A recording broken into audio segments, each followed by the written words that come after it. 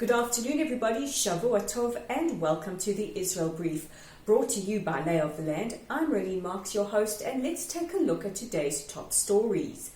Israel went into the weekend on Thursday with the news that Attorney General Mandelblit will be pursuing indictment charges against Prime Minister Netanyahu for cases 1,000, 2,000, and 4,000. This includes charges of fraud, bribery, and breach of trust.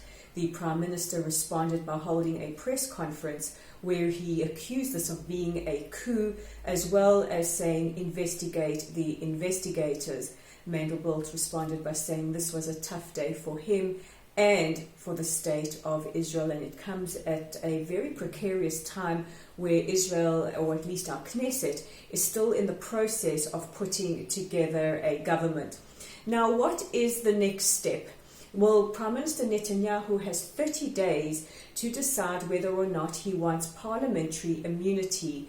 This would entail lobbying or campaigning the members of the Knesset to decide whether or not they think he is deserving of immunity. And today, the first Chaver Knesset to comment on this was Avigdor Lieberman, head of the Yisrael Beitenu party, who said that he is against immunity. He thinks that this should go to court.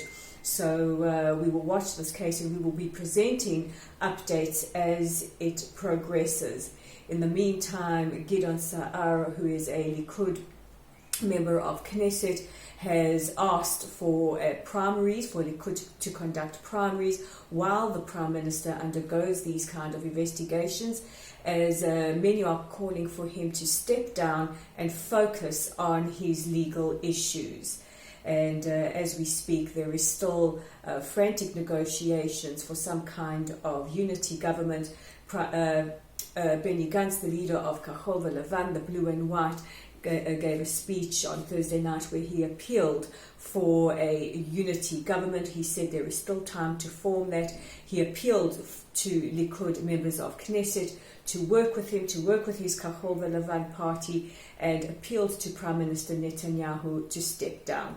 Meanwhile, there have been protests both for and against the Prime Minister across the country. So we have just under 20 days to see whether or not the Knesset can put together some kind of government. Avigdor Lieberman, in more comments earlier today, said that he has hopes that a unity government can be formed. But we will bring you the updates as they carry on regardless.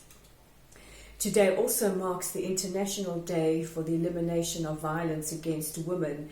And it's here we have to mention one of the foremost women's organizations in the country, WITSO, the Women's International Zionist Organization, have joined with many organizations across the country to highlight this major issue, which is not just a women's issue.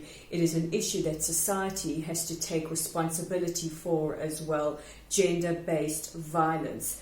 And WITSO Israel led or spearheaded a campaign where buildings across the country, which included the Tel Aviv municipality, the Sami Ofer football stadium in Haifa, all to light up in red to show that there are red alerts to the signs of violence against women, and that we should be paying attention to this growing scourge in society.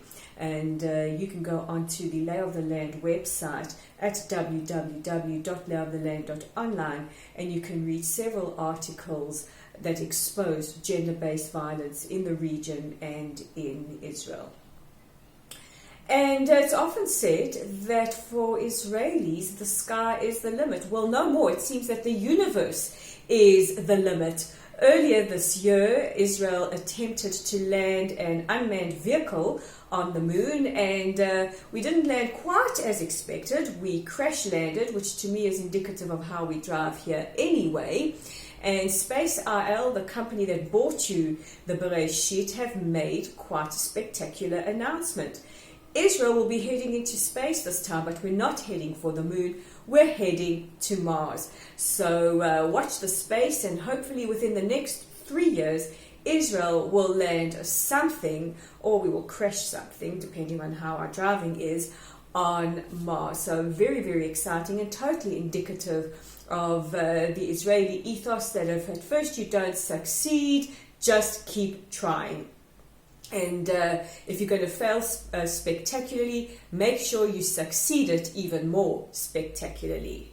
So these are your top stories making headlines across the country today. And just a reminder, you can read our content at www.layoftheland.online, and look out for an article called A Woman's Rights. It's all about Isra Chayeb, a young Palestinian woman who was sadly killed by members of her family in gender-based violence.